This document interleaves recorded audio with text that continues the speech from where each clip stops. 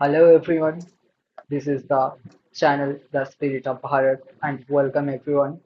This is our podcast about our internal issues, our nationalities, problems, our country's success and failures, and many more things. So let's start today's uh, this topic. Present our two co-hosts Shubhajit and Partha. So Shubhajit, let's introduce yourself. Hello, myself Suvajit Tudu, and proud Indian, although not so proud about current state of our nation. Next, our Partho, please introduce yourself. Hello, good evening to all of you. Myself, Partha Haldar, and I'm proud to be hosting this uh, video about this new topic. So I hope you guys like this video and like this podcast.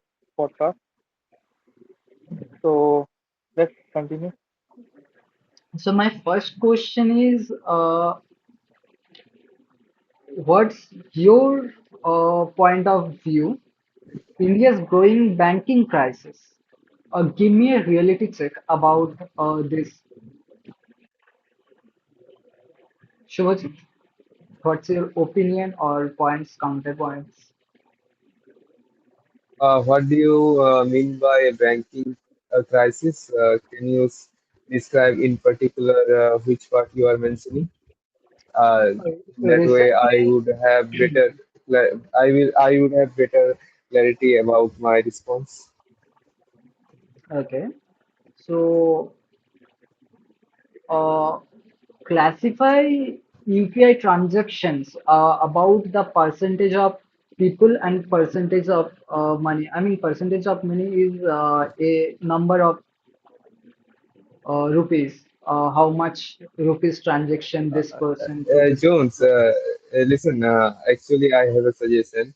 How about we continue this session in our native language? That would be much easier for uh, ourselves and also to our audience, you know.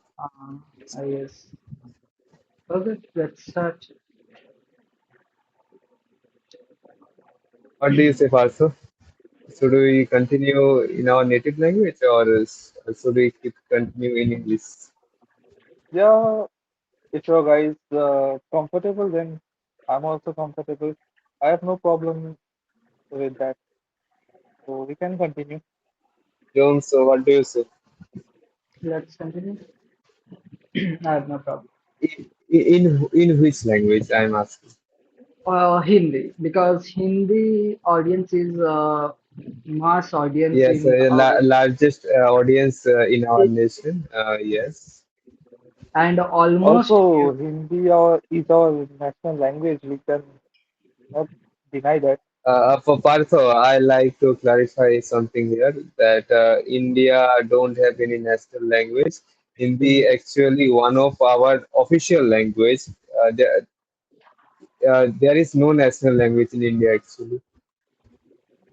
Yeah, I agree with you, but it's like मेरा point of view जो है मतलब मेरे point of view में जो India होता है need a national language yeah, in my opinion, India really needs a national language, and I suppose I think that Hindi would be the best one for that.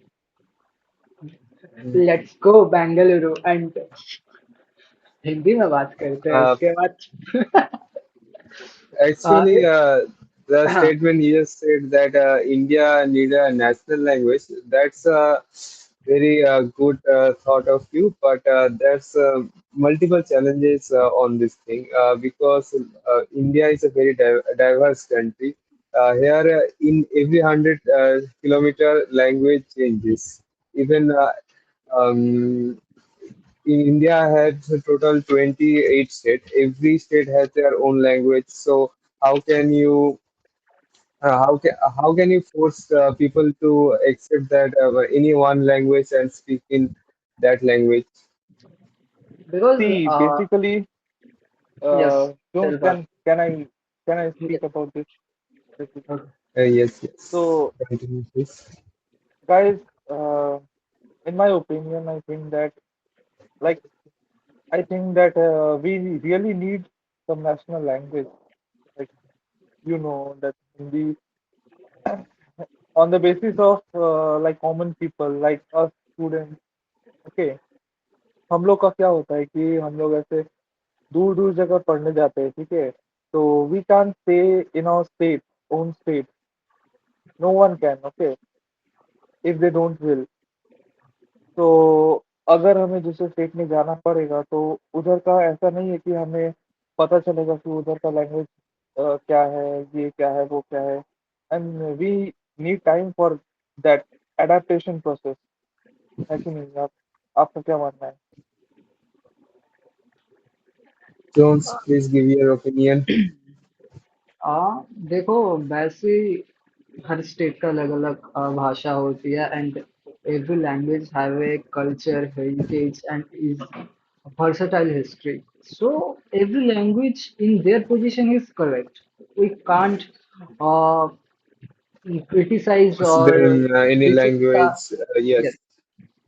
but See, it's every not that we are not criticizing any language, okay? There is, as we know that there is no language barrier, okay? So it's I'm upon telling I people. uh, It's that upon Yeah, I people. agree. There's a language barrier, and also there should be a language that will be common to every Indian. But the problem is, in South region, people are not ready to accept Hindi as that language. Yeah, yeah, So there's a second option, English, and yeah. You're right. You are right, Rohit. हमारे And I जो, totally agree with you. हम ये I totally English, agree with you. हम ज्यादा English English क्यों करते हैं? अगर मैं ऑल ओवर दुनिया की बात करूं तो रशिया का अगर पुतिन कहीं स्टेटमेंट देगा तो वो रूसी में, मतलब जो तुम्हारा रशिया का जो लैंग्वेज है उसी में देगा, और जो चाइना है वो चाइनीज में ही देगा। उन लोगों को फर्क नहीं पड़ता कि दुनिया को समझना है तो हमारी भाषा समझ लेगा, ट्रांसलेटर्स होते हैं इस काम के लिए। तो मुझे लगता है कि ऑल ओवर हर एक स्टेट को इंटरलिंक करने वाला अगर कुछ होगा तो वो एक कॉमन लैंग्वेज होना चाहिए। तो हिंदी सबको समझ में आता है, बोल भी सकता है हर कोई, तो दिक्कत क्या है? नेशनल हिंदी सब लैंग्वेज सबको समझ में आता है, लेकिन ज्यादातर। हिंदी बेल्ट जो है ना वो ज्यादातर नॉर्थ साइड में है। साउथ के लोगों में हिंदी वहाँ पे इतना नहीं चलता है। वहाँ पे वो जो पहला जो लोकल लैंग्वेज है वो वहाँ पे नेटिव लैंग्वेज तो होगा ही। Then second language after their native language they prefer English, they don't prefer Hindi. And I don't think we can forcefully imply Hindi language on them. What Yes, your opinion on this? Shubhajit, see, I totally agree with you, and I would like to mention a specific case about this. Have you heard that case about that Maharashtra girl who was like rusticated from a job because she didn't speak Tamil or their native language in her job place? Have you heard Uh, about this? what kind of job she was doing there?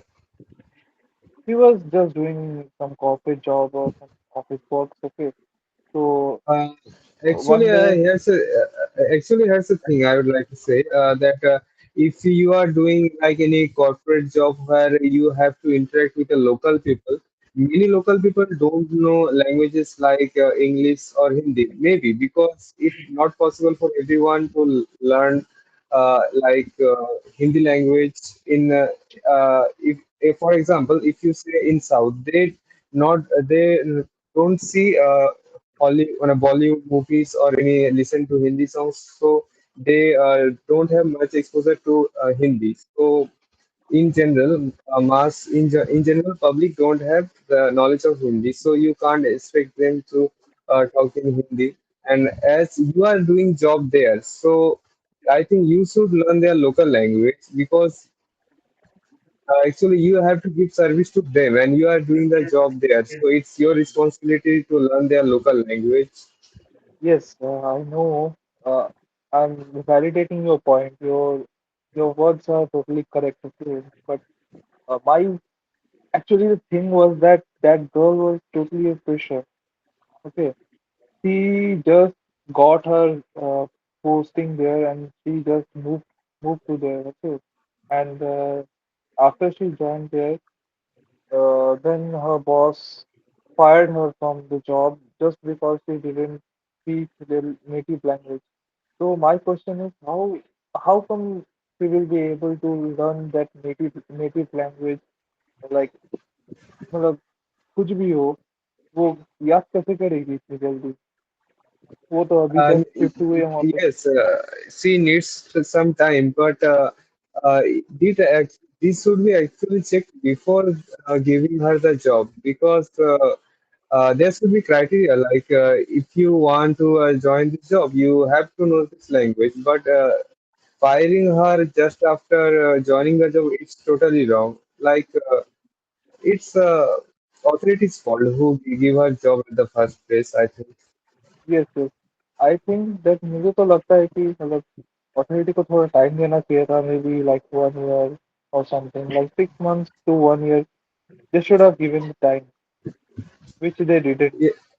Yeah, they should let her give the time for learning the language, or should have told her that first learn the language, then join. But it's totally wrong to fire her just because she don't know the language. And also, authority, authorities are at the, I mean, guilty in this situation. Okay, so yeah, understand we understand that they were wrong that is at some point they shouldn't have took place or taken place. Okay, so let us move on a new topic. Let's Yeah, Let us talk about the India's some successful things, just like it. so like so GDP, India just have fourth position in the world in the GDP. okay But okay guys listen purchasing listen power, yeah yeah listen Don't I go to have that. Don't go to that. India is very bad at this. I have a specific question to Mr. Jones or my friend. Okay, I'm Okay, saying go on. just so my question is Jones. Uh, what do you think? What's really happening in India? Is it like totally shattered or something, or like totally growing or like stable something? What's your opinion? uh, Okay, first of all, I would like to say that don't tell about that GDP and all. Just like basic जो हम मतलब जो ऐसे लोग समझ सकते हैं easily ऐसा कुछ बताओ तुम्हें क्या लगता है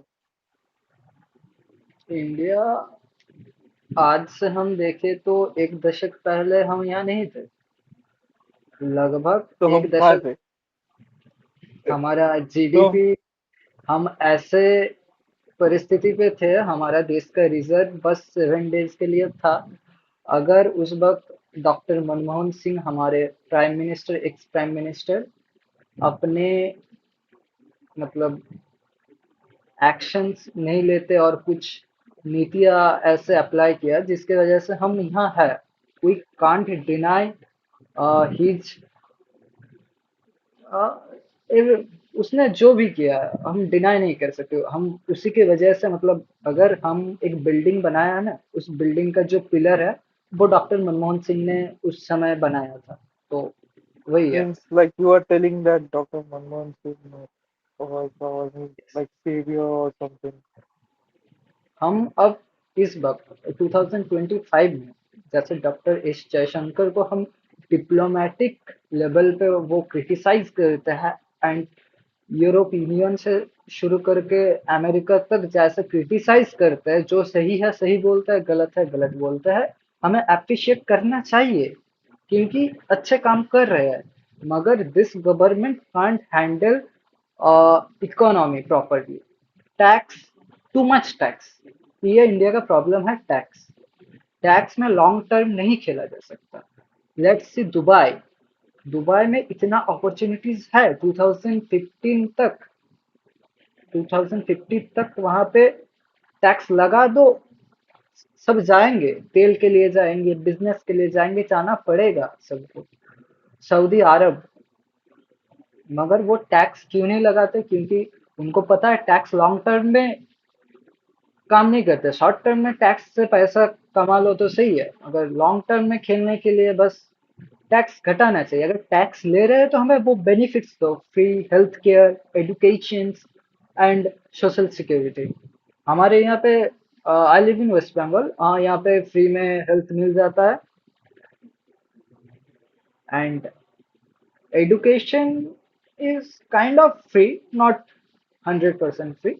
And what about social security? It is the most concern thing. जो रेड कॉरिडोर था नेपाल का, पशुपति से तिरुवनंतपुरम तक, पशुनाथ, पशुपतिनाथ से लेके हमारा सोमनाथ मंदिर तक, जो रेड कॉरिडोर था, नक्सलिज्म था, इतना पावरफुल था कि वो दुनिया का फोर्थ मिलिट्री, मतलब टेररिस्ट का, मतलब about military power, Taliban, ISI, इनके बाद वही था। तो that is the inner problem. This point two now, this point, fourth position of world GDP and our defense. It is huge victory for India. Partho, would you like to say something? You are raising hand. I can see. Yes, I would like to interpret between this. Jones, you have told, means you have compared India with Dubai. So I have some questions regarding that. हाँ बोलो। Like you are comparing India to Dubai, but you know Dubai is like it's not a developing country, right? Dubai is not a developing country. You can consider it as developed country. Okay, its maximum income comes from its oil reserves and all, and like everything is there. Okay, and talking about the tax, I think means like India is the second most populated country in the world, and to maintain this status, to maintain the like economy, we have to like pay some taxes. Tax system is not at all that bad. Like I would like to say about some different topics, like about see the talking about our Prime Minister, Mr. Narendra Modi. He recently sanctioned some military equipments from other nations. Okay, so this is the point. If we don't pay the tax, if we don't give extra money to the government, then how will they bring this means new gadgets to our nation and protect it from our enemies?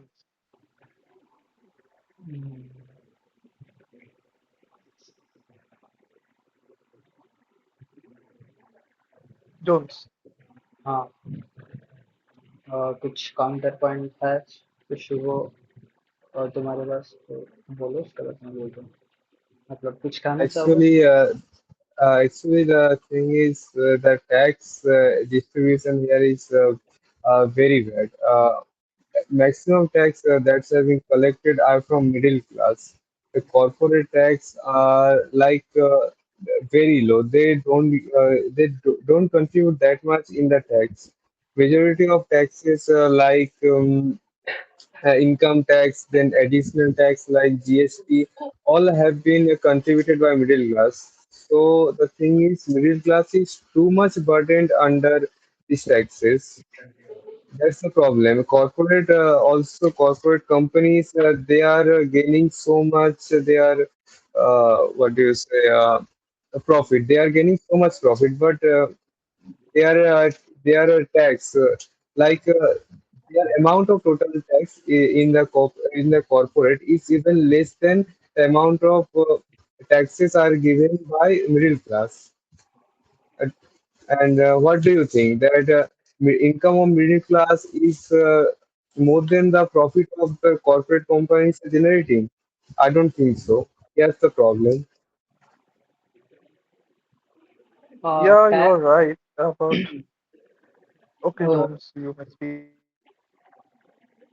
okay, I ठीक है tax rate high है tax is the not problem tax rate is high हमें जो petrol यहाँ पे मैं अपने city की बात करूँ तो 106 रुपये लीटर चल रहा है इंडिया से भूटान ये तेल इंपोर्ट करता है और भूटान को ये तेल वहां बेचता है वो इंपोर्ट करके अप्रोक्स 60 से लेके 80 रुपए तक ठीक है तो वैसे टैक्स पर्टिकुलर एक चीज पे एक ही बार टैक्स लगाओ एक फिक्स रेट पे अगले 10 साल तक ये फिक्स लगाओ मैं अपने जनता को ये प्रॉफिट मतलब प्रॉफिट नहीं काइंड ऑफ ये सब प्रॉमिसेस कर रहा हूँ कि I will fulfil it not just paper promises okay तो हमारा गवर्नमेंट जो करता है ज्यादातर टैक्स हम जो आते हैं ज्यादातर हमारा डेट का रीपे करने में जाता है सेकंड ज्यादातर हिस्सा डिफेंस में हमें डिफेंस पे खर्च करना पड़ेगा अगर हम स्पेंड नहीं करेंगे Defense में hello hello I would like to clear here. Because China के जैसे उस देश के साथ हम कंपेयर डिफेंस इंडिया का डिफेंस एक्सपेंडिचर तो ऑनेस्टली इतना भी ज्यादा नहीं है और डिफेंस में टोटल कितना परसेंट कंट्रीब्यूट होता होगा टोटल इकोनॉमी का लाइक 5% हाँ या उतना भी नहीं होता इंडिया का बजट कितना है अप्रोक्स इंडिया का बजट कितना है डिफेंस का ये इस साल में तुम्हारा था 75 बिलियन नियरली $75 बिलियन हम्म, 100 बिलियन डॉलर भी नहीं है इंडिया देखो India is not spending not much money on defense. I would say like in compared to China, America, they are spending so much. And also in India, majority of defense budget is allocated to those retired army personnel and maintenance of so many equipment. So. It's not many budget is left for research and development. So that's the main reason why India's defense is not getting much advanced with time. Actually, India is so much India rely too much on external source for their defense equipment. That is one of the problem. हाँ Okay, guys. जैसे So what do you think? Where is this money going actually? What do you think?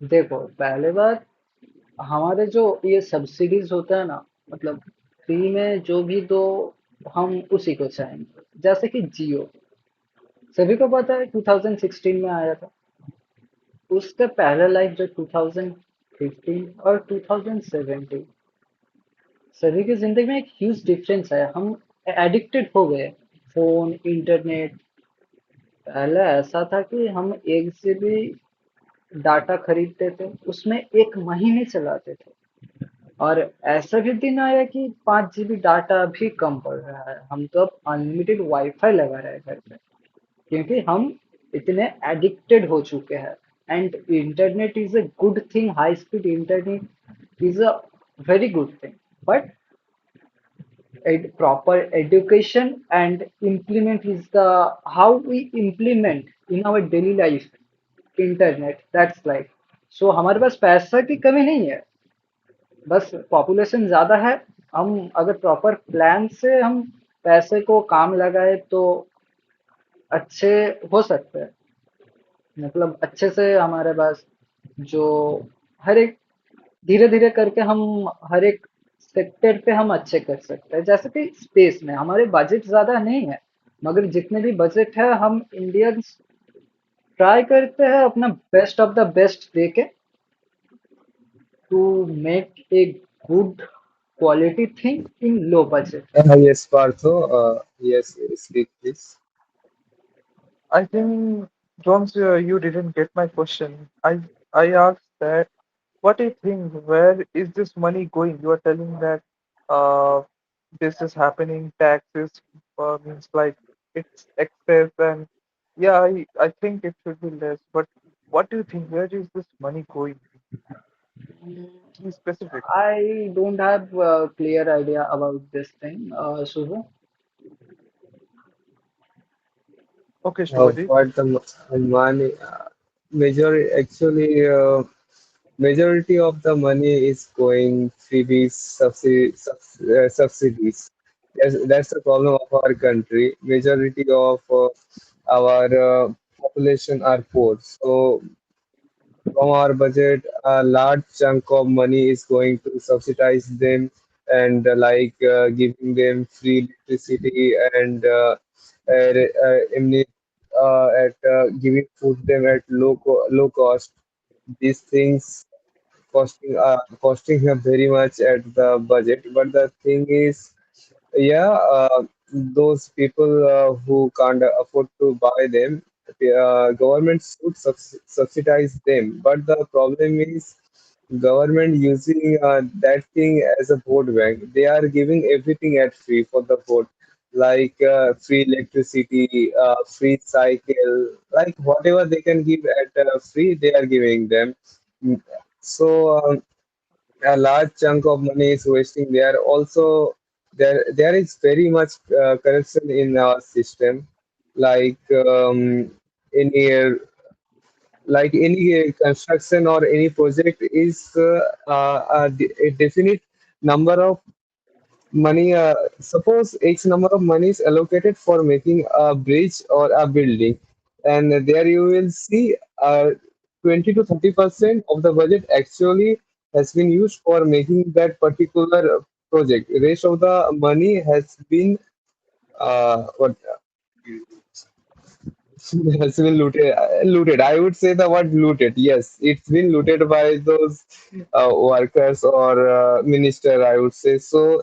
This way, the budget has been for the this project. Budget has been increased a lot than the real budget how it should be.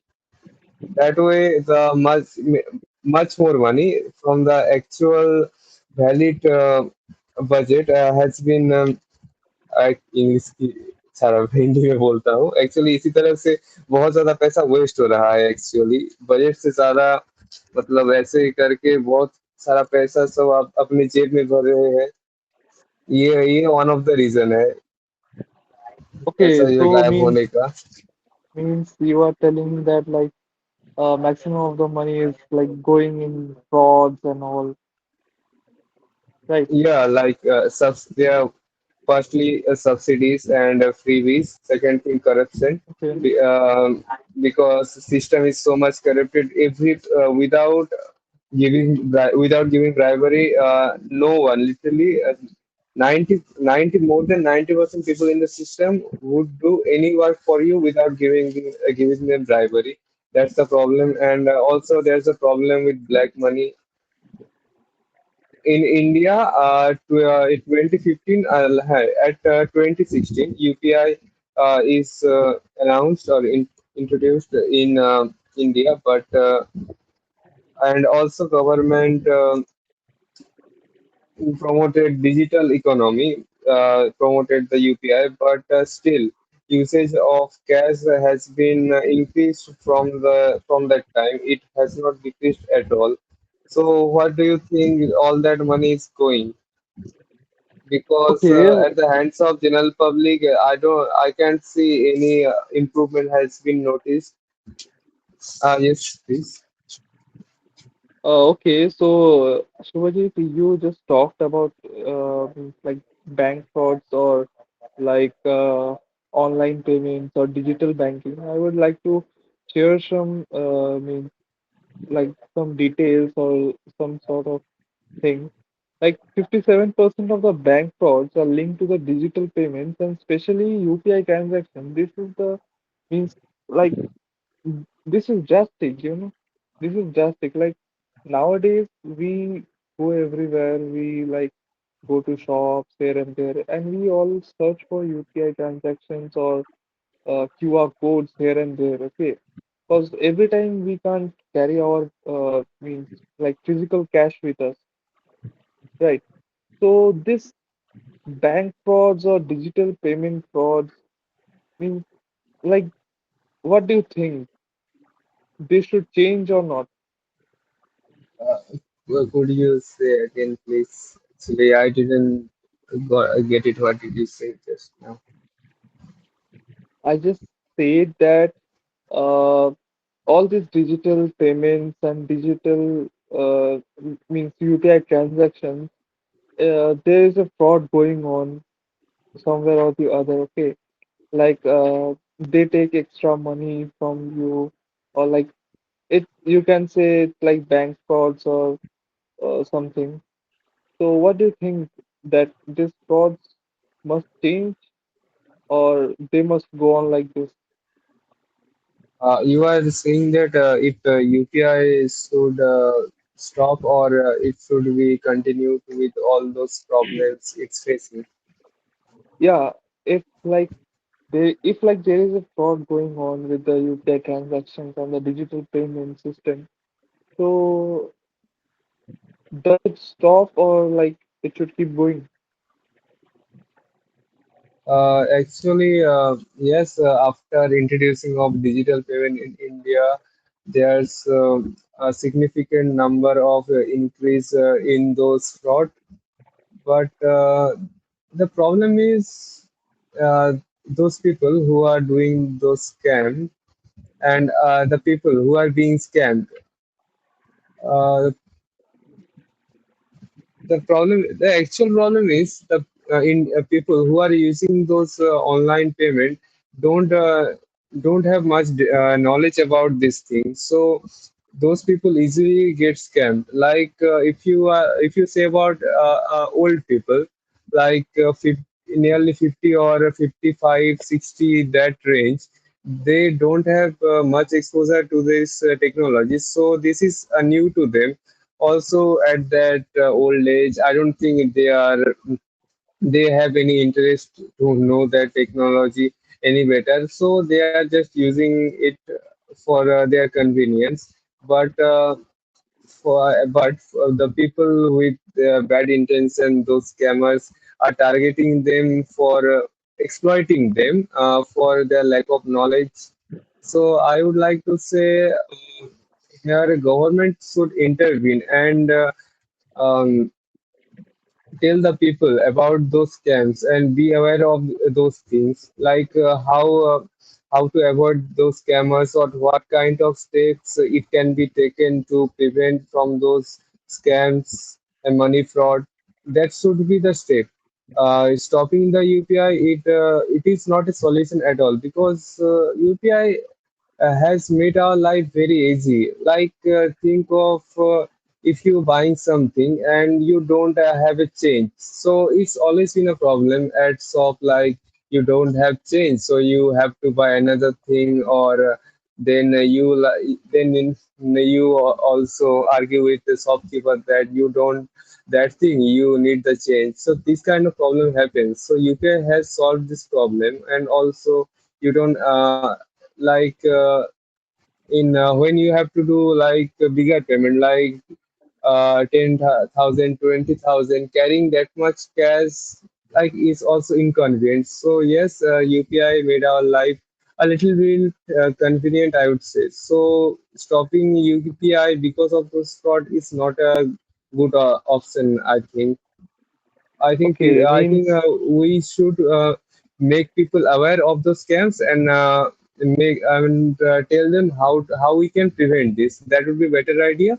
And also, wait, let me finish. And also, we should take actually government should take a step against those scammers who are doing this people and make a good system for tracking them and give them proper punishment. So people don't dare to do such things again.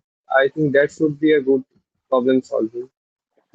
Okay, means like you are telling that UPI transaction shouldn't stop, it should keep going, and the government should like make the people aware, make the common people aware of this frauds and links and here and that. So, okay, I got your point. Now let's go to Jones. Yes, Jones. Uh, so when we talk about UPI, Unified Payments Interface, UPI has been accepted more than 30 countries.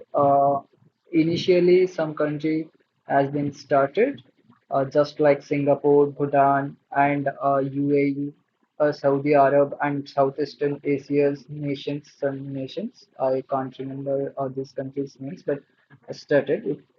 Uh, I don't know, what do you think how global leaders or other developed countries see our UPI for a competitor for their MasterCard and Visas? I mean, their credit and debit card businesses.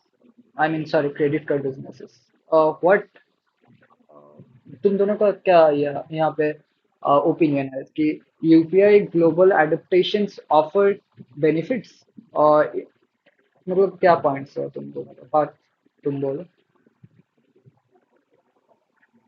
Uh, like in my opinion, if we talk about the European countries, they like if we talk about America or like this and that, so they have their all visas and e-cards and all, okay. Master But cards once Mastercards, yeah, yeah.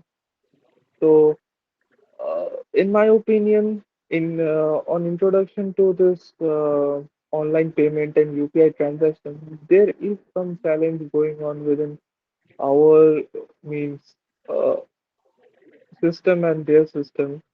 Like our system has been uh, getting more easy after this introduction of UPI payments and here and that. We just need to carry our own uh, mobile phones and all to do these transactions.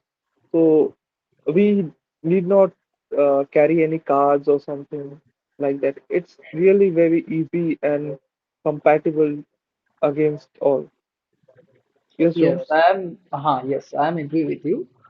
हमें वैसे देखो phone हम जैसे iPhone मतलब जो Steve jobs ने invent किया था उसके बाद हमारे जिंदगी में जो एक मतलब ड्रास्टिकली हम जो ये मतलब स्मार्टफोन्स के जो एडिक्शन है तो ये डेली यूजेस का एक पार्ट है हमारा फोन. तो हमें वैसे ही तुम्हारे बात के साथ मैंने जो एग्री किया कि हमें कोई एक्स्ट्रा कार्ड कुछ वॉलेट ऐसा कुछ कैरी करने की जरूरत नहीं है. इट्स ये हमारा सब फोन में है. Everything is secure in it.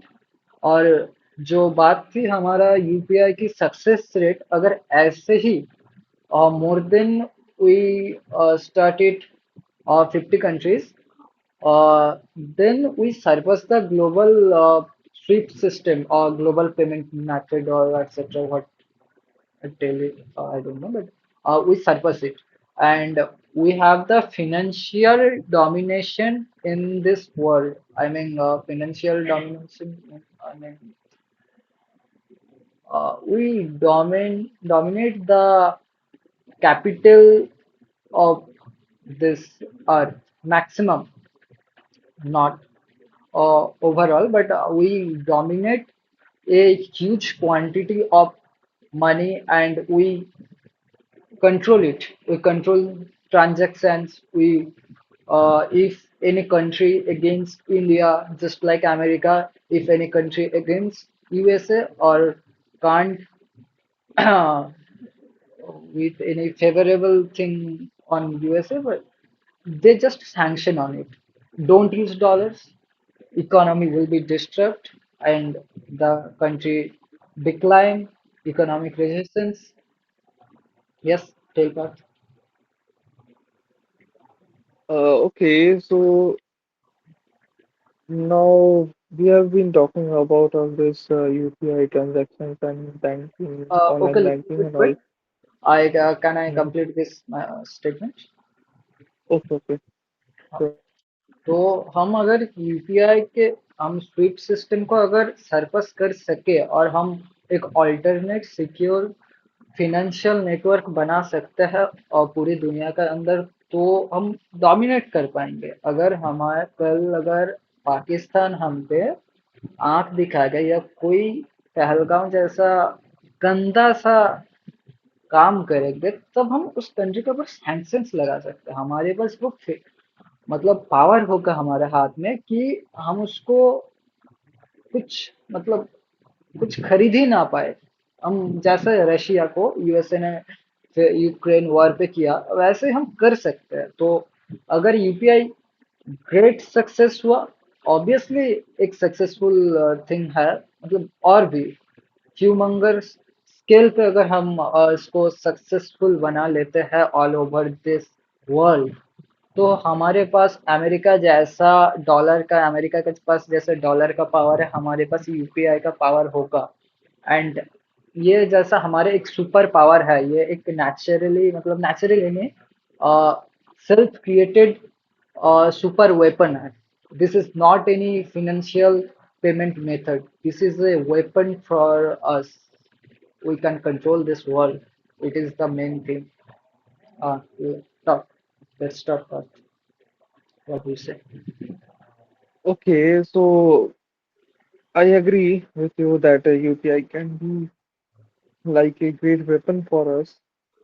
So I have a really huge question, like I want to ask that, yeah, you know that UPI, you only told that UPI is a means upcoming strategy that we can compete with the other countries. Okay, so my question is, do you really think that is it means it tech success, or is it like an economic success? Like for the, if we talk about like the poor people, is it really a success for them? If you consider the rich people, middle class people, it's okay. There's Yes, some we sorts of things we can consider. Okay, let me complete. Some sort of things we can means like compete with them. But what about the poor people? Is it really suitable for them? What do you think? actually, you know about South Africa. They have a place, draw a line between black people and uh, white people. I mean, white skin tone. So this same thing happened in India, not skin tones. A richer class and a poor class. We accept it.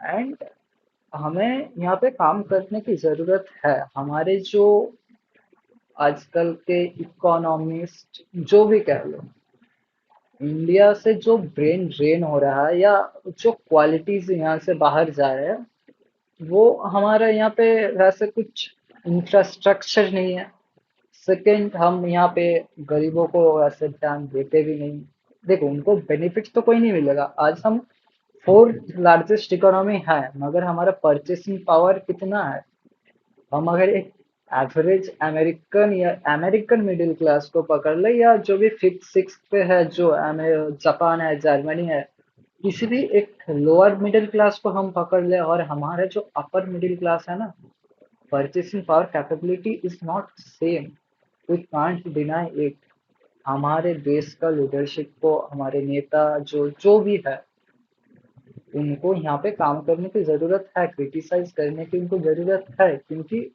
देखो एक बात हमें तो मानना पड़ेगा कि 1990 से बाद चाइना और इंडिया में जो ड्रास्टिकली हमारे इकोनॉमी का जो बूम हुआ चाइना में देखो मैं एक सिंपल सी बात बताता हूँ आज के दिन में एक किसी भी कंपनी का फर्स्ट कॉपी देख लो ओरिजिन ऑफ कंट्री कहाँ है चाइना है वो अपने यूथ को इतना स्किल्ड अप किया कि तुम छोटे से छोटे चीज भी बनाओ तो वो स्किल अप कर दो, इतना स्किल अप कर दो कि दुनिया में किसी की कंट्री में तुम डंप कर दो, इतना सस्ता होगा कि कोई कंपनी, मतलब कोई देश का कोई कंपनी हमारे साथ compete ही नहीं कर सकता।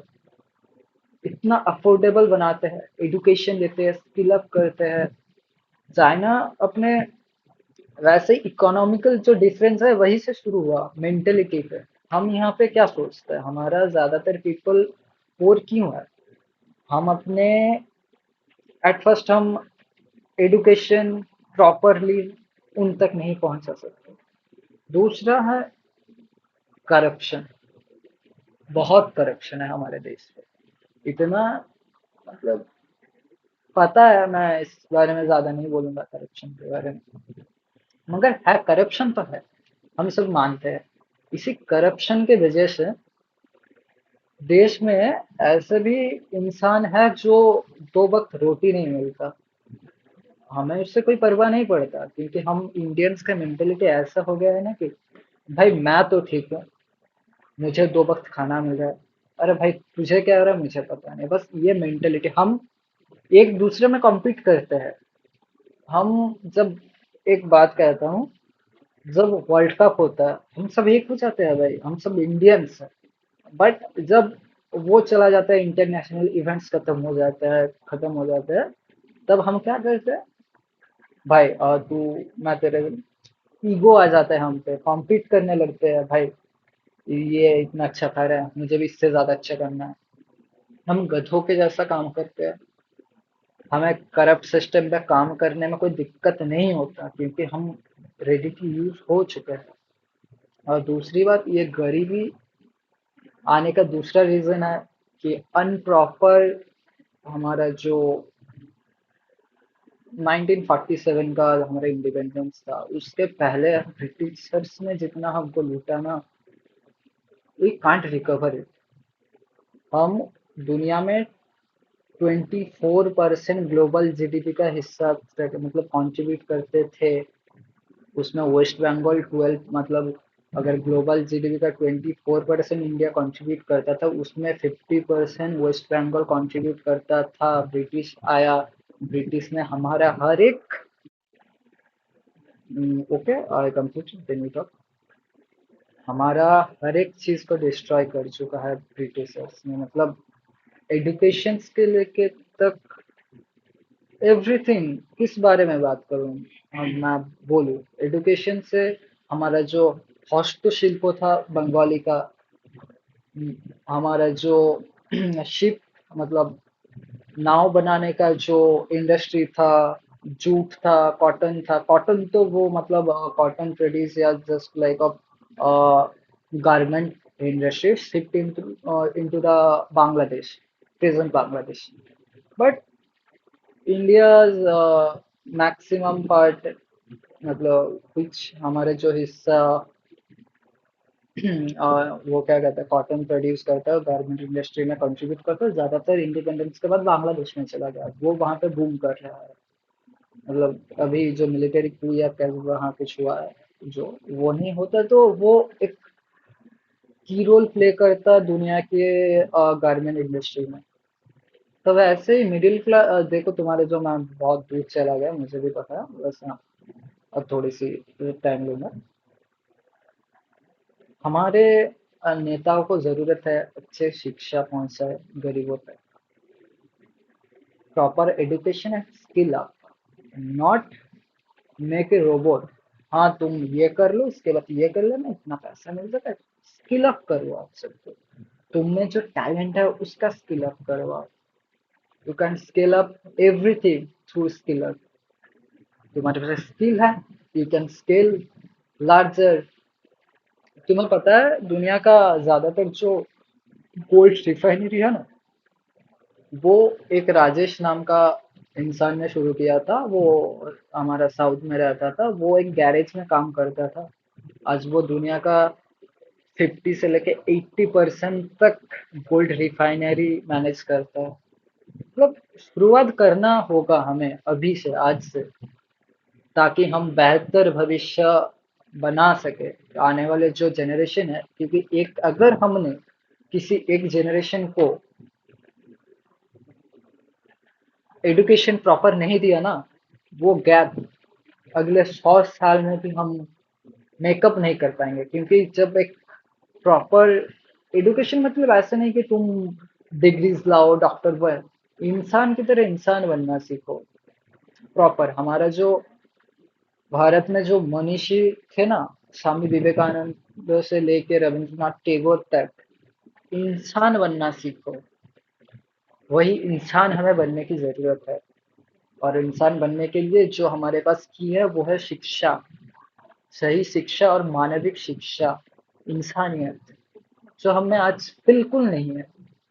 ये बात से मेरी इस बात पे तुम दोनों एग्री करना चाहिए कि हमें थोड़ी सी भी इंसानियत बची नहीं है। Actually, the thing is, in India, we don't teach children about civic sense, humanity. So this thing is particularly lacking in Indian society. As we grow older, people expect that we would learn it by naturally, but actually, it's not possible. You have to teach a child from the very beginning about empathy, about humanity, how we should care about each other. These things, like they does not come by default from our birth. And India lacks very much at this section. That's one of the problem. Also, you are talking about that we don't care about each others, like we are too much selfish. But the thing is, in country like India, where it is too much populated, it's always a thing like survival. You have to think about yourself first, prioritize everything about yourself to be the one who can get the best facility, or at least get that much facility to survive. So it became our instinct to not think about other people before doing something that would be beneficial to us. Partha, तुम्हारे लिए मेरा एक सवाल है कि हमारे पास जो ये इंटरनेट 2016 के बाद आया है, तुम्हें इंटरनेट और एडुकेशन, प्रॉपर एडुकेशन, मतलब कैसे देखते हो इसको? जो इंटरनेट आने से सब एकदम सब आइंस्टाइन नहीं हो जाता है ना, तो एडुकेशन इन ए वे थ्रू इंटरनेट, तुम इसको कैसे रिप्रेजेंट करोगे या कुछ पॉइंट कहना चाहोगे तो बताओ। See, according to me, if I tell that um, system of education has totally changed after the arrival of internet or like online teaching, online studies. Like it's totally on students now. Okay, like if I say that uh, students study, ऐसा नहीं है कि बच्चे नहीं पढ़ते हैं, बच्चे पढ़ते हैं, ठीक है। अब Excuse it depends Partho, on. wait, please. Could you hold your mic a little bit closer? Your audio is not clear. I Yes. couldn't understand what you are saying. Okay, is it now audible? Yeah, you are audible and your audio is a little bit clear. So continue, please. Okay, so I am telling that like it's totally on the students, that how to take the internet. Nowadays, students, I mean, what they do is like they make like videos, reels, Instagram, Facebook, and all that social media work first, then studying. Do you agree all?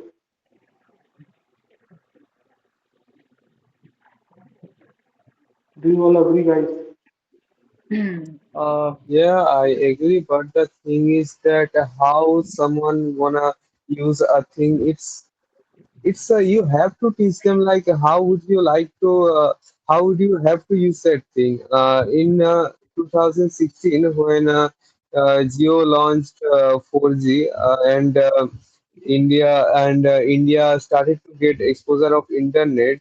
The thing is before that our country have not before that India have not such exposure to internet, so people don't have much knowledge about internet that how to use internet in a good manner, so it would be beneficial to us. And also our new generation who started using internet our average age of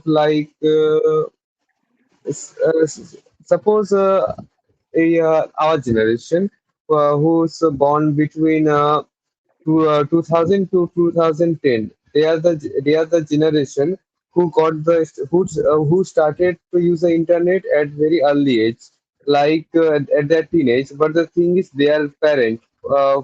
For them, this technology is totally new. They don't even know how to use the internet. So, how can you expect them to teach their children that how internet should be used? So, it's not their fault also that they couldn't teach them about the usage of internet. Okay, Jones, what do you think? और देखो internet के साथ शिक्षा can you wait for some ओए ओए চুপ কর তোরা দুজন একটু আরে ভাই চিৎকার করছিস কেন আমরা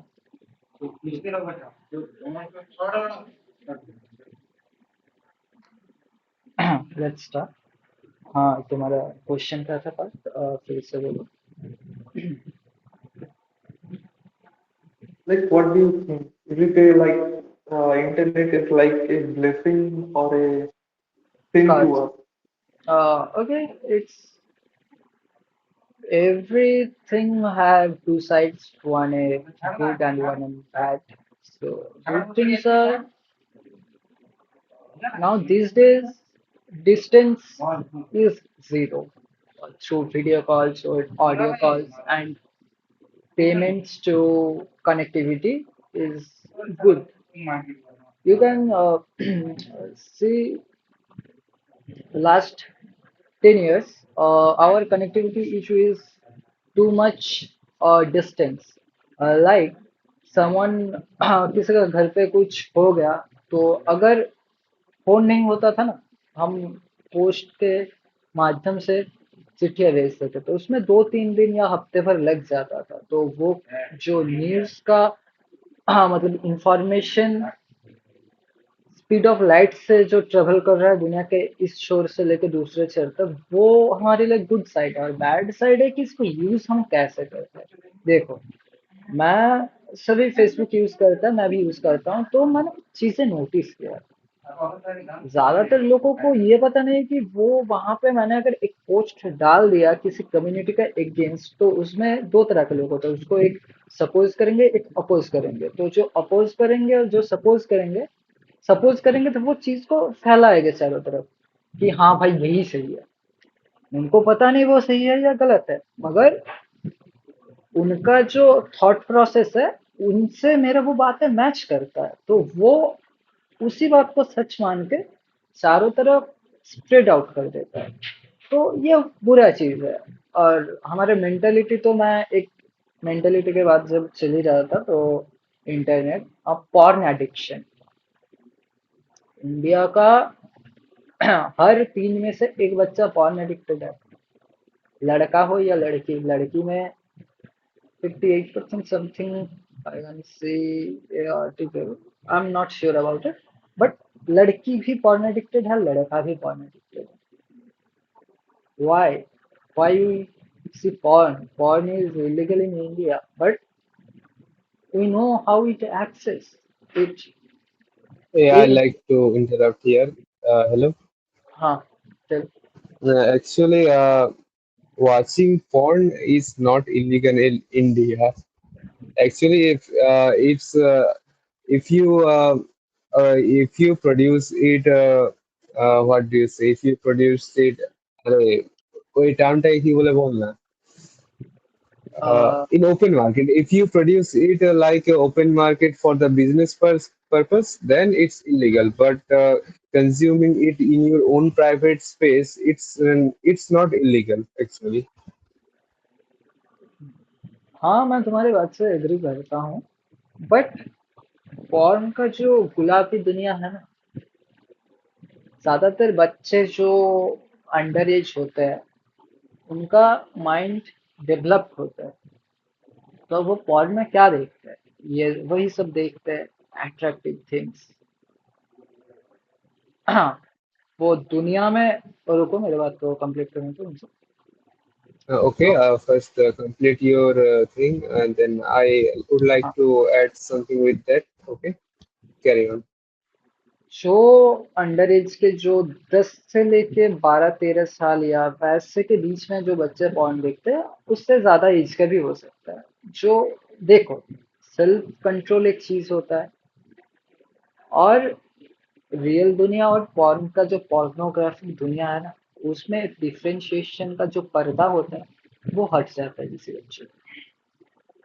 हम प्रॉपर हमारे क्लासेस पे सेक्सुअल एजुकेशन नहीं होने की वजह से हम, मतलब, छी, पॉर्न देख रहे हो, बुरी चीज नहीं, मगर इन ए गुड वे एडुकेशन के लिए तुम वो चीज को प्रेजेंट करें तो अच्छी बात है। अगर हम बच्चों को ना सिखाए कि अगर ये, अच्छा, ये रिप्रोडक्शन है भाई, it's not a bad thing, हम रिप्रोडक्शन से ही आए हैं, हम सब, तुम मैं सभी। मगर हम अगर इस बात में अगर टॉपिक हमारे पेरेंट्स के सामने आ जाता है तो हमें एम्बैरेसिंग करते हैं। हम बचपन से हमें वो जो लैकनेस ऑफ सेक्सुअल एजुकेशन है और पॉर्न है, उन दोनों में डिफरेंशिएशन नहीं कर पाते। जो, मतलब, हम हायर स्टडीज कर रहे हैं, हमें पता है, हम अब एम्बैरेस नहीं होंगे, प्रॉपरली बोल सकेंगे कि अच्छा ये ऐसा ऐसा है, प्राइवेट वर्क पे ये हुआ था, ये हुआ था, दैट्स इट, हम बोल सकेंगे प्रॉपर, एक इन ए गुड वे हम इसको प्रेजेंट कर सकेंगे। मगर जो बच्चे अभी, उनको पता नहीं क्या है, वो पोर्नोग्राफिक कंटेंट और सेक्सुअल एजुकेशन दोनों में डिफरेंशिएट नहीं कर पाते, तो वो ये दुनिया को भी वैसे ही पोर्नोग्राफिक दुनिया जैसा देखता है। तो हाँ, तुम बताओ क्या कहना चाहते थे, हिंदी में बोलो, ज्यादातर इंडियंस को समझ में आएंगे, और बोलते जाओ हिंदी में, Okay, कंटिन्यू करते मैं जो बोलना चाहता था कि इंडिया में ये सेक्सुअल एजुकेशन की बड़ी कमी है। लाइक किसी भी स्कूल में कहीं भी ये टॉपिक हर जगह स्किप ही किया जाता है। इस बारे में कोई भी टीचर नहीं पढ़ाना चाहता। ये टॉपिक हमारी सोसाइटी में टैबू टैबू बन चुका है। इसी वजह से जब टीनेज टीनेज की उम्र में जब हमारे सबसे ज्यादा जब क्यूरियोसिटी तो तभी जगती है ना, जब टीनेज में जब हॉर ये क्या बोलते हैं उसको, हार्मोन्स की एंड्रोजन रिलीज लाइक होते हैं। एरिया, सेक्सुअल हार्मोन जब एक्टिव होते हैं तो तभी तो मतलब बहुत क्यूरियोसिटी होती है, बॉडी में चेंजेस आते हैं। एंड एट दैट टाइम हमारे पेरेंट्स और हमारी सोसाइटी जो क्या करती है वो बोलती है कि like they totally ignore this thing, वो कुछ नहीं बताती। तो ऐसे में कोई बच्चा तब क्या करता है, ऑनलाइन जाता है, अपने दोस्तों से कहीं से सुन लिया, फिर वो फोन देखता है और उसे लगता है कि दैट्स द रियलिटी। ये दिक्कत है। हाँ, मैं तुम्हारे बात के साथ एग्री करता हूँ। तो देखो, ये एक जो एम्बैरेसिंग वाला मोमेंट है ना, ये हमारा जनरेशन का नहीं है। प्रीवियस तुम 2 या 3 जनरेशन का देखो, वैसे ही हम अगर वैदिक समय में चले जाते हैं, तो वहां पे कामासूत्र था हमारे में, हमारे in a good way and good manner present किया है। तो Kamasutra is originated from India, it is a part of our ancient civilization, but when जब ब्रिटिश आया ना, उनको देखा कि इनको तो बाहर जाने की जरूरत ही नहीं है, सब कुछ तो इनको मिल रहा है। जो आज हम सपना देखते हैं ना, मेक इन इंडिया, तब वही था। हमें किसी बाहर की जरूरत नहीं था, हम इतने डिपेंडेंट थे, हम सब हम में थे। ऐसा कुछ कमी नहीं था जो हम में कोई दिखा सकता था। ऐसे ही ग्लोबल गोल्डन बात नहीं बोलते थे उस वक्त। सब इंडिया को एक्सप्लोर करना चाहते हैं, वास्को दा गामा से लेके स्पेनिश, कोलंबियंस और British, France, everyone discovered India. Why? क्या था इंडिया में भाई? कुछ था, वरना क्यों ही डिस्कवर करना चाहेंगे। बात सिर्फ मसालों की नहीं है, कल्चर, हेरिटेज, एजुकेशन, एवरीथिंग। कामा सूत्रा इंडिया से ओरिजिनेटेड हुआ, ब्रिटिश ने कॉपी किया, चलो ब्रिटिश यूएसए कॉपी किया। आज हमारे जो वेदा में लिखा हुआ है, मतलब बैटरी बनाने का जो तुम्हारा सेल, और बैटरी को क्या कहते हैं ब्रो?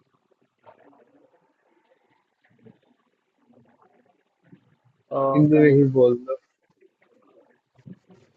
उसको क्या कहते हैं, सेल आयन या कुछ वैसे कुछ किस कहते हैं। चीज को? तो कौन सी चीज को बोलो? सेल्स को, माइनिंग बैटरीज को, बैटरीज को।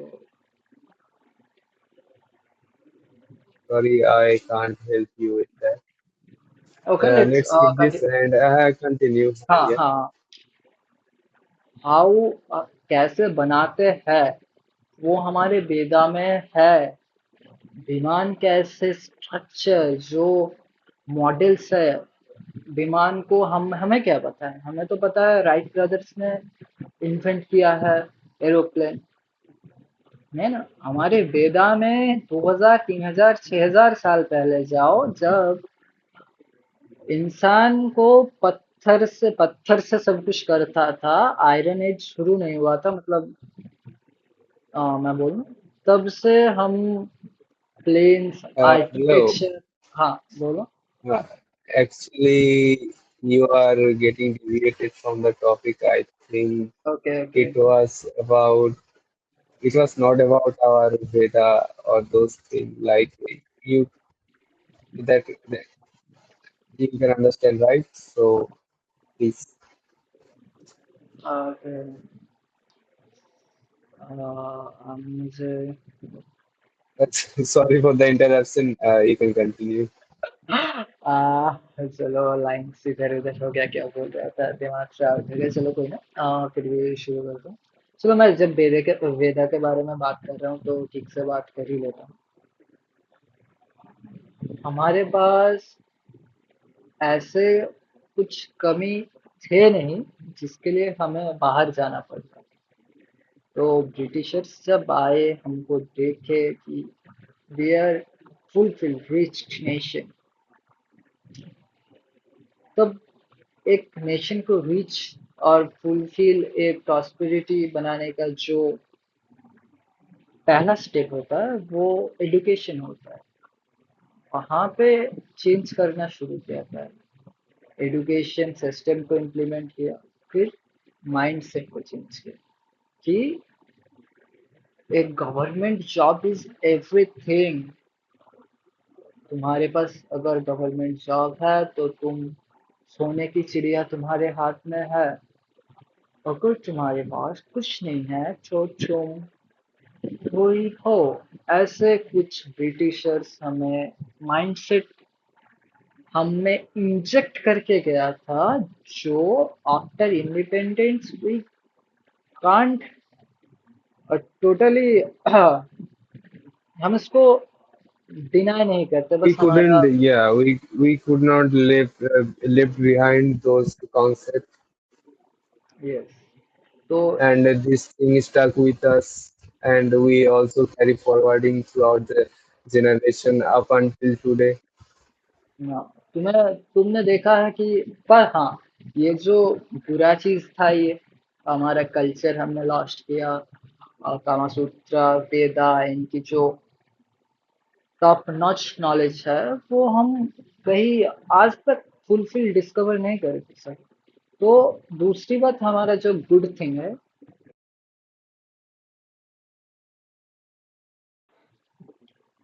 एक फैक्ट्री का प्रोडक्ट जैसा हमारा एजुकेशन सिस्टम बनाया ना, इसकी वजह से हम किसी भी एनवायरनमेंट पे घुस के, मतलब कोई हमको बना के दे तो एक स्ट्रक्चर या कुछ कॉरपोरेट कंपनीज, हम उसको इतना टॉप नॉच तरीके से चला सकते हैं ना, सोच कोई सोच भी नहीं सकता। इसीलिए आज देखो ना, गूगल से लेके माइक्रोसॉफ्ट, हाँ, सब इंडियंस है। तुम स्पेस एक्स में चले जाओ, माइक्रोसॉफ्ट में चले जाओ, गूगल में चले जाओ, इंडियंस मिलेंगे, वो भी हायर टॉप नॉच पोजीशंस पे, क्योंकि हमें वो आता है। एंड हमारा वो मतलब प्रोडक्ट एंड ये यही कुछ बना के दे दिया, हम उसको बहुत अच्छी तरीके से हम ड्राइव कर सकते हैं। अगर किसी ने एक गाड़ी दिया है तो वी आर गुड ड्राइवर्स, बहुत अच्छे तरीके से टॉप नॉच ए क्लास तरीके से हम किसी चीज को हैंडल कर सकते हैं। हमारा जो उसे क्या कहते हैं, प्रेजेंट, मतलब किसी हम खतरे पे या कुछ बोल दो ना, managing real things. Time ideas, हाँ, रियल टाइम आइडियाज बहुत लॉजिकली होते हैं। तो ये जो रियल टाइम आइडियाज आते हैं, इन्हीं ब्रिटिश और कोलोनिज्म के एजुकेशन सिस्टम से आते हैं। तो आज मैं एक यूथ होकर पूछूंगा इंडिया के पीएम से या हर एक जनता से, अगर हम इंडिपेंडेंस हुए तो हम हर चीज में इंडिपेंडेंस हुए ना, एजुकेशन को क्यों हम वही एजुकेशन सिस्टम आज तक चला रहे हैं? 70 साल हो गए, उससे भी ज्यादा, 70+ ईयर्स हो गए। अब तो बदल लो, हमारे वेदा ले आओ, हमारा महाभारत पढ़वाओ, रामायण पढ़वाओ, वही सब। एजुकेशन मैटर करता है एकदम, वही जड़ है। अगर एक कंट्री को या एक देश को अपने सार्वभौमत्व रक्षा करना है और उसको दुनिया में डोमिनेट करना है, तो शिक्षा ही वो चीज है जो तुम दुनिया पे डोमिनेट कर सकते हो। ऐसे शिक्षा और बात सब तुम्हारा सार्वभौमत्व पे आती है, तो तुम देख सकते हो कि तुम चाइना, इजराइल, जापान और रशिया एंड यूएसए, इन हर एक कंट्री के बारे में हम एक एक डिस्कस करेंगे। तो हमसे शुरू करता हूँ। एक छोटा सा देश है, अ, वो देश में अगर हर एक पीपल एडुकेटेड नहीं होते और उनको ये रियलाइज नहीं होता कि अगर हमने अपने आप को इतना इम्प्रूव नहीं किया कि टॉप 10 में हम अगर नहीं आ पाए ना, हम दुनिया से मिट जाएंगे, हमें कोई पूछेगा भी नहीं। अगर 10 अरब कंट्री, मतलब वो जो तुम्हारे मिडिल ईस्ट कंट्री है, सारे कंट्री मिला के अगर इसराइल पे अटैक कर दिया और वो हार गया, दुनिया का नक्शे से मिट जाएगा। कोई भी कंट्री सवाल करेगा तो क्या करेगा, क्योंकि ओपेक का जो दुनिया में ऑयल सप्लाई करता है वही ओपेक कंट्रीज ही है ना। तो कुछ बोलेगा भी तो वैसा, हाँ हाँ ठीक है भाई, वैसे ही काइंड ऑफ थिंग होगा। तो वैसे ही बात है। तो उन्हें अपने एजुकेशन सिस्टम और जो खुद की नेशनलिस्ट जो दिल में होता है ना, नेशनलिस्ट, देश के लिए जान भी दे देंगे, वही बात है। उन्हें पता है कुछ भी हो जाए, हम अगर जंग करना छोड़ दे और हम अगर इनोवेशन और एडुकेशन ना ले, तो एक जनरेशन के लिए भी अगर हमने एडुकेशन प्रोवाइड नहीं किया तो मिट जाएंगे दुनिया से। हमारे पास एक ही रास्ता है, खुद को इम्प्रूव करो, इनोवेशन करो और टिके रहो। वैसे ही रशिया में अगर मैं बात करूं तो सब कहते हैं रशिया यूक्रेन यूक्रेन की गलती है, रशिया की गलती है, किसकी गलती है पता नहीं, मगर तुम एक बात के सोच के देखो, यूएसएसआर के लिए नेटो बनाया था। जब यूएसएसआर ब्रेक हो गया, नेटो का एक्सपेंशन क्यों हो रहा है? नेटो का आर्टिकल ये कहता है कि अगर नेटो के किसी कंट्री में किसी देश ने हमला किया तो पूरे 32 कंट्रीज में हमला हुआ ये माना जाएगा। दुनिया कहती है हमें तीसरी वर्ल्ड वॉर नहीं चाहिए, तो ये क्या है? तो रशिया को अपना सोवरेनिटी मेंटेन करने के लिए करना पड़ेगा, यूक्रेन को तबाह करो। आज यूक्रेन जैसा रो रहा है, वैसे ही अगर रशिया यूक्रेन पे हमला नहीं करता तो रशिया रोता कुछ सालों में। कुछ नहीं कर पाता रशिया, वही डेड हैंड पड़ा था उनके पास, वही आखिरी मरते को कहते हैं ना क्या सहारा, वैसे ही कुछ नहीं कर पाता Russia.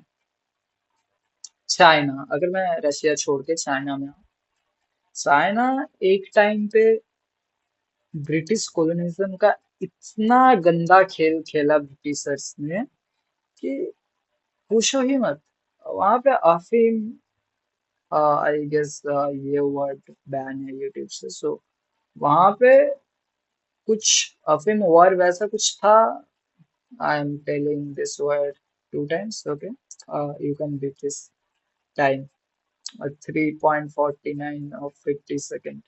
You can take care of it. Okay, let's continue.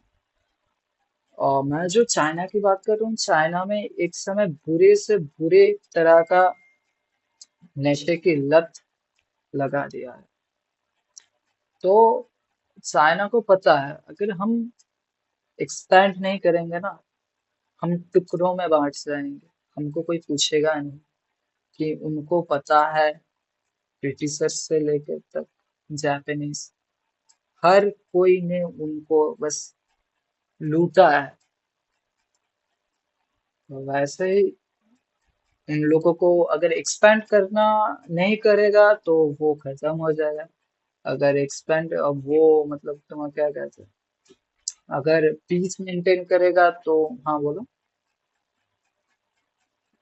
शुरू। मैं ये बोल रहा था कि तुम जो बोल रहे हो कि वो एक्सपेंड करना पड़ेगा, लेकिन वो तो जब ब्रिटिश थे, ये उस वक्त के कॉन्टेक्स्ट के हिसाब से है ना। बट चाइना तो अभी भी मतलब एग्रेशन तो वैसा ही है उसका, मतलब वो अभी भी इंडिया के और अरुणाचल प्रदेश और लद्दाख का एरिया अभी भी क्लेम करता है। उधर वो ताइवान के साथ उसका अलग झमेला चल रहा है। और इवन वो जापान के साइड में कुछ आइलैंड है, वहां भी उसका कुछ प्रॉब्लम है। इवन रशिया रशिया की साइड भी कुछ लैंड को लेके उनका डिस्प्यूट चलता रहता है। तो अभी भी ये एग्रेशन का क्या मतलब है, ये थोड़ा अगर आप एक्सप्लेन कर देते तो। देखो, रशिया का जो मंचूरियन चाइना है ना, वो जब यूएसएसआर ने उस वक्त कब्जा लिया था। और चाइना इतना एक्सपेंड इसलिए करता है, अगर मेनलैंड चाइना छोटा है, तिब्बत को अगर हम हटा दें, इंडिपेंडेंट तिब्बत को, तो मेनलैंड चाइना इंडिया का साइज है उससे थोड़ा ज्यादा बड़ा है। अगर किसी दिन अमेरिका ने अफगानिस्तान के थ्रू, पाकिस्तान के थ्रू या इंडिया का through attack, full scale war शुरू कर दिया ना, तो बफर जोन है ना, वो ह्यूज एंड वास्ट लैंड होगा। And not distance wise, geographical wise a natural barrier create करना चाहता है। अरुणाचल का ज्यादातर देखो डेंस जंगल से, अगर किसी दिन क्लेम कर लिया, नहीं कर पाएगा सोवर्निटी इंडिया के लिए, बहुत मुश्किल है चाइना के लिए, मगर क्लेम करता है। ये जो बेफिजूल बात है ना, चाइना क्या करता है, देखो तुम्हारे जो उइघुर मुस्लिम्स है ना, उनकी जिंदगी नरक से भी बदतर है। ऑर्गन की बिजनेस करता है, किसी को ऑर्गन चाहिए तो है ना, वहां से लेके दे देते हैं। तो उनमें दुनिया बात नहीं करती। चाइना वो चीज छुपाने के लिए दुनिया को नजर, या मतलब इंटरनेशनल कम्युनिटी में तुम्हारा जो मतलब बातें है ना, बातें घुमाने के लिए करता है। वो चाइना को पता है वो 1962 का इंडिया वो नहीं है, ये 2025 का इंडिया है। अगर चाइना ने इंडिया का किसी का हिस्सा कब्जा लिया तो इंडिया का इतना ही कैपेबल है कि बीजिंग तक इंडिया ऑक्युपाई कर सकता है। I am not telling about मैं बीजिंग तक कैप्चर कर सकता है मतलब, देखो ऑक्यूपाई तो वैसे पॉसिबल नहीं है, मगर इतना डैमेज, ऑक्यूपाई मतलब, हाँ, डैमेज कैपेबिलिटीज है इंडिया के इतना है। पास, जो मिसाइल है हाँ। वहां तक डैमेज कर सकता है। हाँ, और तिब्बत को आजादी तो दिला ही सकता है, इतना कैपेबल है इंडियन आर्मी तो। आर्मी वाइज नो डाउट आज का दिन चाइना compete कर नहीं पाएगा। चाइना कभी फुल स्केल वॉर इंडिया के साथ नहीं लड़ाई, मतलब नहीं उतरेगा, क्योंकि उन्हें भी पता है उनका इकोनॉमी जो अभी जिस रेट से ग्रो कर रहा है, उनको सुपर पावर बनने के लिए कोई वॉर नहीं चाहिए। जब तक चाइना सुपर पावर नहीं बनता, इंडिया के साथ कोई डायरेक्ट कॉन्फ्लिक्ट में नहीं उतरेगा। जैसे ही वो सुपर पावर बनेगा, जैसे अमेरिका चाइना को सप्रेस करने की कोशिश करता है, चाइना हर एक तरीके से इंडिया को सप्रेस करेगा। तब वो सुपर पावर बन चुका होगा, एंड उसके लिए बस मार्केट, मतलब इंडियन मार्केट से उसका रेवेन्यू नहीं आएगा, तब वो वर्ल्ड वाइड डोमिनेट करेगा। तो उनके लिए इंडिया मार्केट कुछ खास नहीं होगा, और होगा भी तो सप्रेस करके बस चाइना ऑप्शन, ऑप्शन क्या, चाइना वैसा ही करेगा। तो इंडिया का जब तक चाइना सुपर पावर नहीं बनता है, अमेरिका और चाइना में कन्फ्लिक्ट चलता रहेगा। तब तक इंडिया को इतना ग्रो कर लेना चाहिए कि अगर इन फ्यूचर चाइना सप्रेस करे, तो चाइना को भी इतना ही हिट बैक मिले कि वो भी सप्रेस हो जाए, वो भी सुपर पावर ना रहे। हमारा मुकाबला ऐसा एक देश से होने वाला है जो देश सुपर पावर बनेगा। वो इस सोच में नहीं जीते कि हम क्या थे, वो ये देखते हम अभी क्या है। और इंडियंस में यही प्रॉब्लम है, हम वो थे, हम सोने की चिड़िया थे। प्रेजेंट को देखो, हमारा यूथ दुनिया के सबसे बड़े यूथ है, मतलब लार्जर क्वांटिटी का यूथ है। कर क्या रहे हैं? आई एम एग्जाम्पल, मैं खुद की एग्जाम्पल दे रहा हूँ। मैं करता क्या हूँ, ज्यादातर टाइम सोते, पबजी खेलते, स्क्रोलिंग करते बिता देता हूँ। प्रोडक्टिविटी कुछ तो है ही नहीं मेरे में। बस कुछ ये सब जियो पॉलिटिक्स, करंट अफेयर्स और हिस्ट्री जियोग्राफी कुछ नॉलेज है, इसीलिए मैं ये जो भी कुछ बोल रहा हूँ, मुझे आइडिया है चाइना किधर है, अगर अटैक करेगा तो कहाँ अटैक करेगा, और चिकन स्नेक इंडिया का वीक पॉइंट है, मुझे ये पता है। पर मेरे जैसा और भी जो यूथ है, जो बेसिक नॉलेज नहीं है ना, अगर वार के टाइम में देश को, अगर उनको एक छोटी सी जगह को लीड करना है ना, बहुत गंदे तरीके से हम लीड करेंगे। और वही रीजन होगा अगर हम किसी जंग में हारे, या इंटरनल इश्यूज के चलते हार गए, तो हमें हमारे हर एक नागरिक के दिमाग में एक geographical, historical and geopolitical analysis, और एक ओपिनियन को, ओपिनियन नहीं, बस एक आइडिया को इनपुट करना होगा कि हाँ, हमारे चाइना एनिमी है। पाकिस्तान कोई वो क्या है, दो ब्रह्मोस मारोगे तो उनको तो ब्रह्मोस कहते हैं, इंटरसेप्ट करने की कैपेबिलिटी नहीं है। ड्रोन को इंटरसेप्ट नहीं कर सकता, वो ब्रह्मोस को क्या इंटरसेप्ट करेगा? वो हमारे लिए खतरा नहीं है। अगर इंडिया चाहे तो एक स्ट्राइक में हर एक न्यूक्लियर जो एसेट्स है ना पाकिस्तान का, खत्म कर सकता है। Our main enemy is China, and China से भी अगर बड़ा कोई एनिमी है ना, वो है अमेरिका। क्योंकि अमेरिका कभी नहीं चाहेगा कि जो सुपर पावर, वो मतलब राजा होता है ना, मैं राजा हूँ, वो आखिरी दम तक राजा बनना चाहता है। यूएसएसआर जब बीट करना, मतलब बीट कर देता, एकदम हेड टू हेड कंपटीशन था, तब यूएसएसआर को ब्रेक कर दिया कोल्ड वॉर के वो एरा में। वैसे ही अब चाइना उभर के आया है, चाइना को भी ब्रेक कर सकता है, नहीं भी कर सकता है, क्योंकि चाइना, जो तुम्हारा यूएसए का मार्केट है ना, ज्यादातर चाइना अगर प्रोडक्ट देना बंद कर देगा तो मर जाएगा पूरा अमेरिका, भूखा मर जाएगा। भूखा प्रोडक्ट वाइज, आईफोन क्या कुछ भी उठा लो दुनिया का।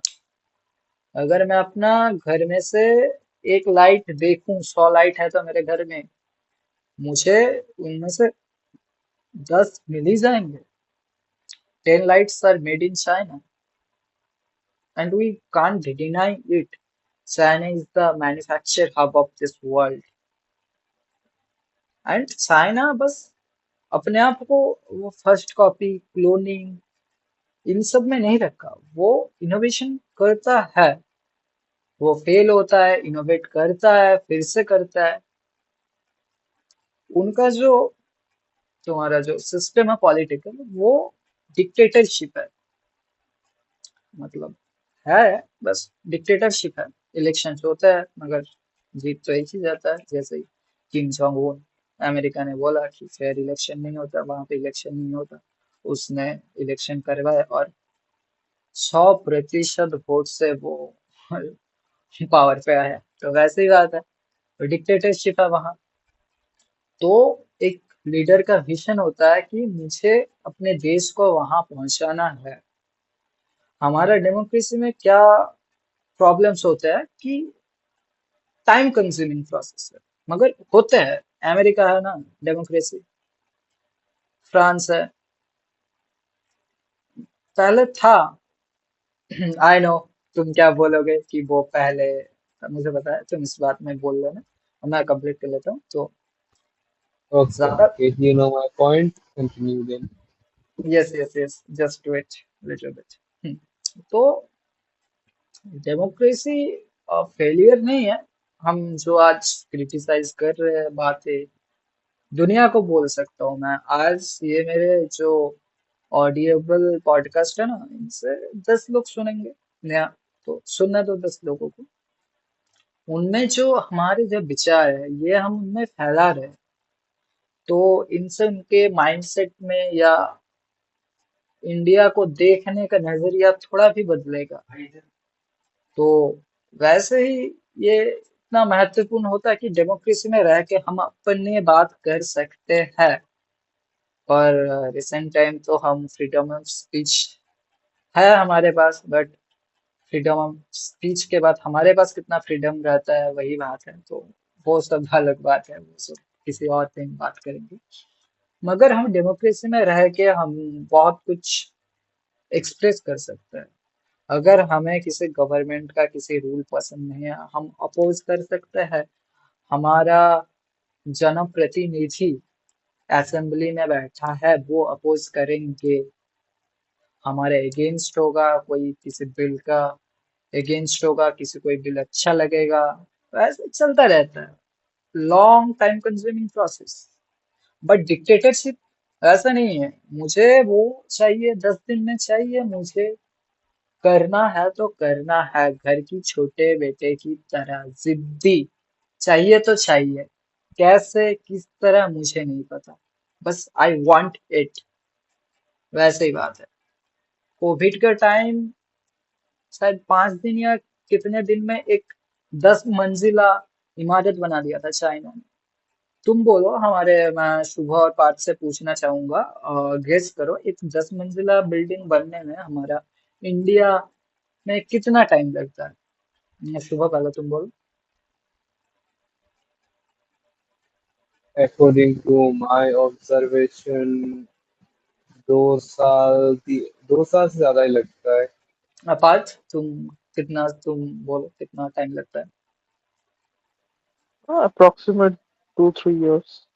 हाँ, तो तुम देख रहे हो ना, जो हम 2 साल में करते वो बस महीनों नहीं, बस 48 to 72 आवर्स में कर रहे हैं.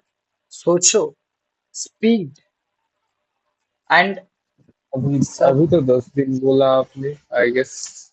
यस हाँ, वैसे मतलब ज्यादातर. देखो एक बिल्डिंग का मेन क्या हो.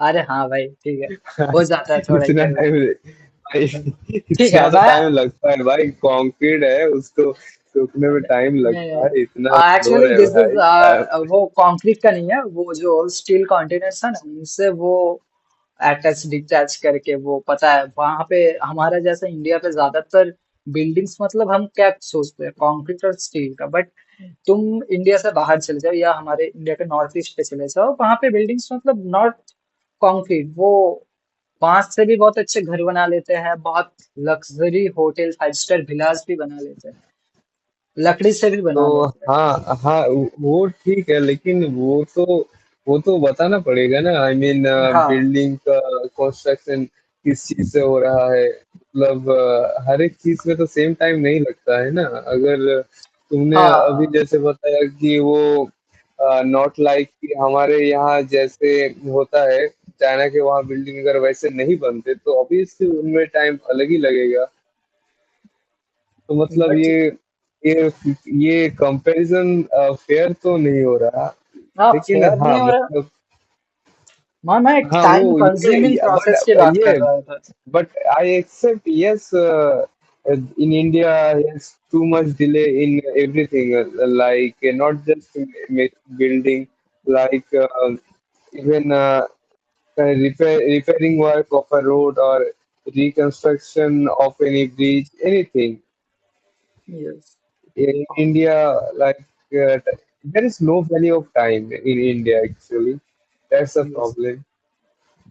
पर चाइना में तुम देखो, चाइना से हम हमारा एक्चुअल कंपटीशन चाइना है, नॉट पाकिस्तान। तो हम जिस दिन चाइना को बीट कर देंगे हर एक चीज में, परचेसिंग पावर कंप्लीट हम करिए। यहाँ एक कमेंट करना चाहेंगे। हाँ हाँ बताइए। ये कंट्रोवर्शियल हो सकता है, लेकिन we compare ourselves with China just for our ego satisfaction. We know that country is inferior to us, so comparing with that country will just keep our ego, satisfy our ego, nothing else actually. Okay, close this topic. I'm telling you about the new country, Japan. In 1945, two atomic bomb dropped in Japan, Hiroshima and Naga, Little Boy and Fat Man.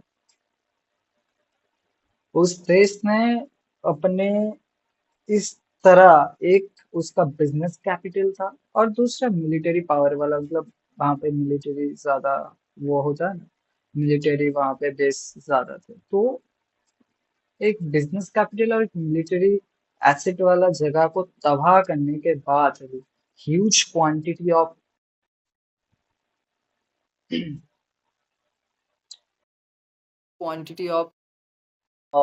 Humans,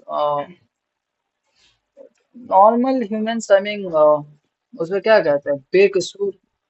Huge quantity में, like economical growth disturb हुआ था. Many people their life have been devastated by that incident. You mean to say something like that? जो बेकसूर लोगों को मतलब लाश से बिछी थी, उसके बावजूद भी जापान ने उन सबको भुलाकर आज जापान फिफ्थ लार्जेस्ट इकोनॉमी है। मतलब तुम सोचो। हाँ बोलो। I have a doubt actually.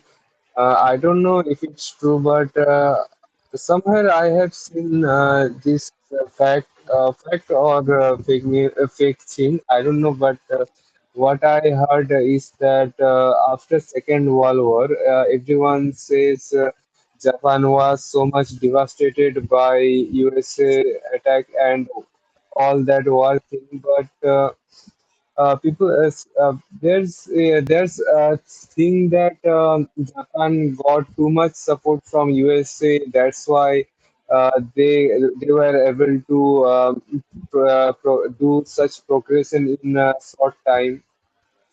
Is it true that USA backed Japan very much and helped a lot, that because of that Japan made such progression in economy and technology? What's yes, your take on this thing?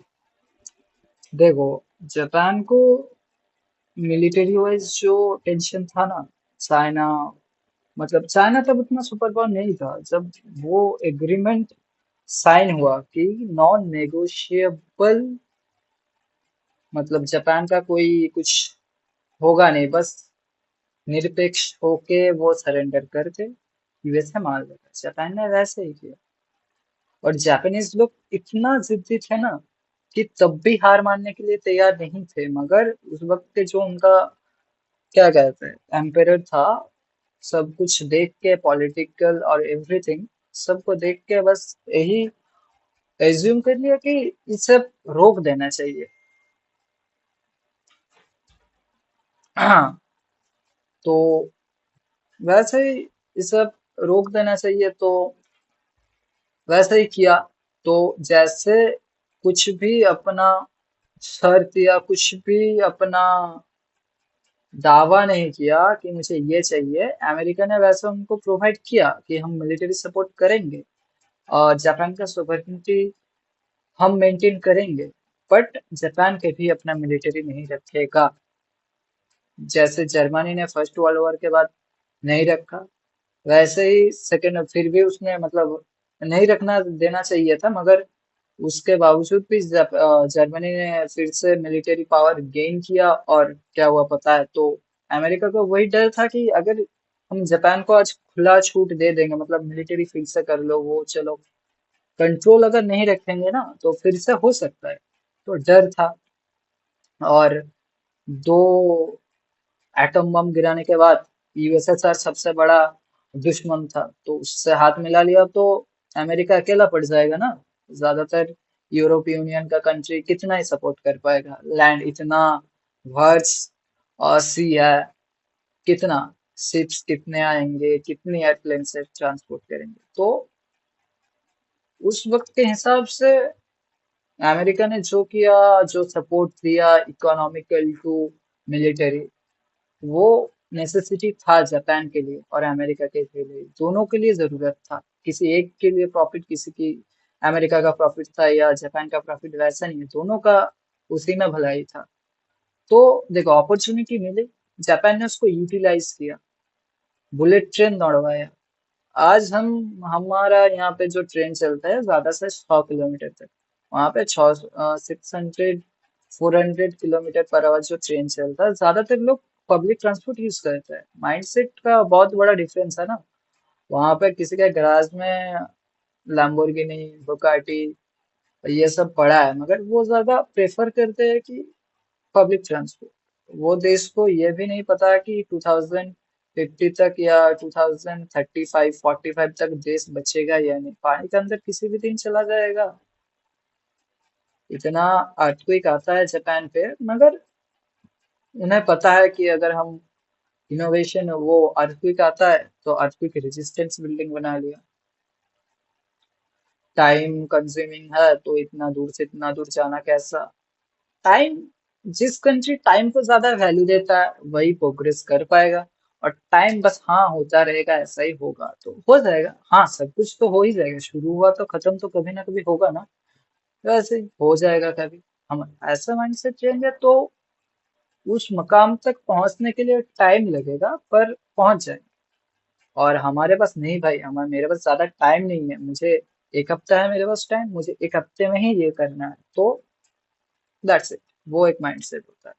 तो एक developed country और एक under developed country में शायद यही different होता है। ज्यादातर करप्शन, एडुकेशन, वो सब है, वो अलग बात है। टाइम को जो भी जितना अच्छे से यूटिलाइज कर पाता है वो ज्यादा सक्सेसफुल होता है, in history, present, in future वैसा ही होता रहेगा। हर एक पर्सन को देख लो, तुम अगर अपने टाइम को कुछ प्रोडक्टिविटी, इन स्टडी या किसी भी चीज पे रखोगे, तब तुम यूटिलाइज करोगे अपने टाइम को, तभी तुम हाँ सक्सेसफुल हो पाओगे ना। यूटिलाइज करना जो जितना बेहतर तरीके से करेगा वही आगे जाएगा, जो खड़ा रहेगा हो जाएगा। That's it.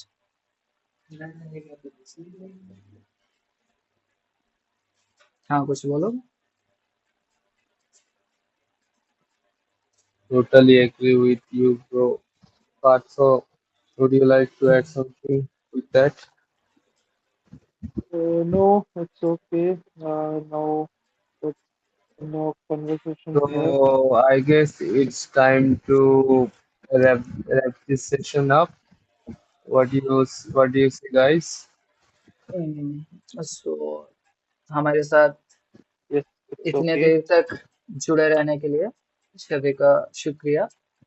ये सीरीज हम भारत में पूरी दुनिया की बात करेंगे, हर एक कंट्री को स्टडी करेंगे कि जीरो से लेके आज तक जो कंट्री अभी तक जहाँ है, क्या क्या किया गलती, सब कुछ देखेंगे। तो ये हमारा सीरीज नंबर 1 है, द स्पिरिट ऑफ भारत का ये पहला सीरीज है।